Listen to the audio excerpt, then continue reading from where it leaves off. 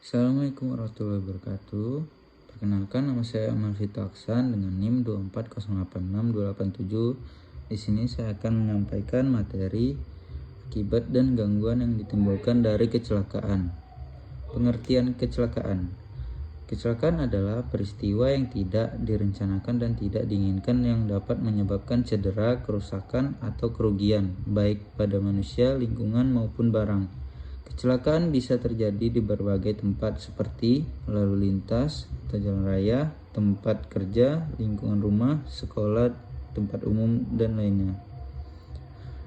Di slide selanjutnya ada akibat kecelakaan. Akibat kecelakaan fisik.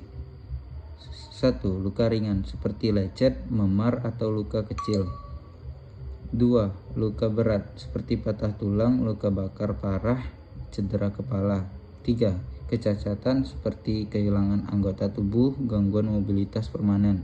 4. Ada kematian akibat luka fatal atau keterlambatan pertolongan. Di slide selanjutnya ada akibat kecelakaan akibat psikologis. 1. Trauma emosional seperti rasa takut, cemas, atau depresi. Kedua, ada stres pasca trauma atau PTSD, sering dialami korban kecelakaan berat atau saksi langsung. 3. Ada kehilangan rasa percaya diri, terutama jika kecelakaan menyebabkan cacat permanen.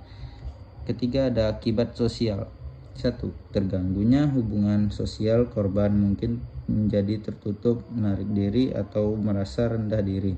Kedua, ada perubahan peran dalam keluarga, misalnya jika korban tidak lagi bisa bekerja atau harus dirawat terus-menerus. 3. Beban pada keluarga dan masyarakat, termasuk beban perawatan jangka panjang atau perubahan ekonomi keluarga. Keempat, ada akibat ekonomi. Pertama, ada biaya pengobatan, termasuk biaya rumah sakit, obat-obatan, dan rehabilitasi. Kedua, ada kehilangan penghasilan, korban mungkin tidak bisa bekerja lagi secara sementara atau permanen. Ketiga, ada kerugian materi, kerusakan kendaraan, alat kerja, dan properti. Keempat, ada tuntutan hukum seperti ganti rugi, denda, atau biaya hukum jika kecelakaan melibatkan pihak ketiga. Di sini ada gangguan yang ditimbulkan akibat kecelakaan. Pertama, gangguan terhadap aktivitas korban. Tidak bisa beraktivitas seperti biasa, sekolah, bekerja, atau olahraga. Kedua, ada harus menjalani perawatan dan pemulihan jangka panjang. Ketiga, membutuhkan bantuan orang lain untuk aktivitas dasar, mandi, makan, dan berpakaian. Kedua, ada gangguan terhadap keluarga. Pertama, contohnya, menambah beban fisik, mental, dan finansial bagi keluarga. Kedua, ada waktu dan tenaga digunakan untuk merawat korban. Ketiga, adanya perubahan peran dan tanggung jawab dalam rumah tangga.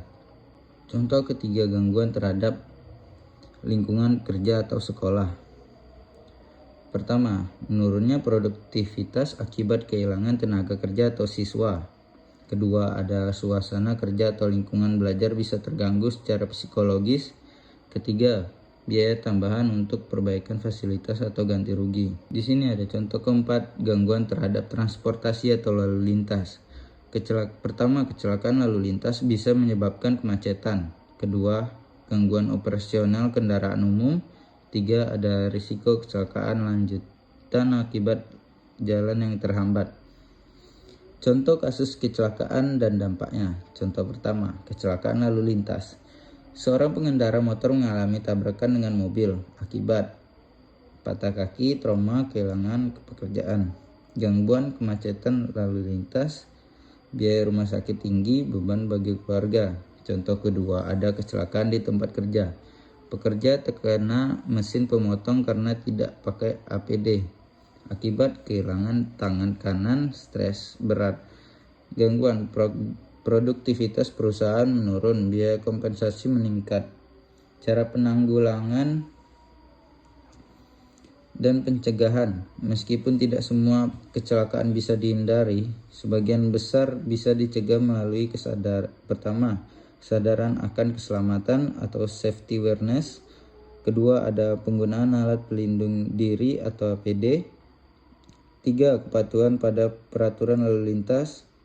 Keempat, pelatihan dan edukasi tentang keselamatan kerja dan berkendara. Kelima, ada peningkatan infrastruktur dan fasilitas umum yang aman. Demikian yang dapat saya sampaikan, kurang dan lebih saya mohon maaf. Wassalamualaikum warahmatullahi wabarakatuh.